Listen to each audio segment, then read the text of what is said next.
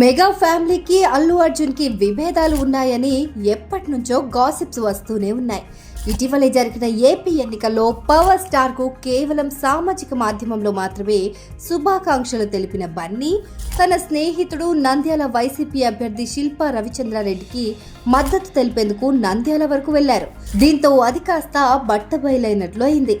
ఆ విషయంపై స్పందిస్తూ నాగబాబు కూడా ట్వీట్ చేసి ఆ తరువాత డిలీట్ చేశారు. అప్పట్లో మెగా ఫ్యాన్స్ బన్నీని బాగానే టార్గెట్ చేశారు. అయితే తాజాగా మరో పరిణామం కూడా చోటు చేసుకుంది.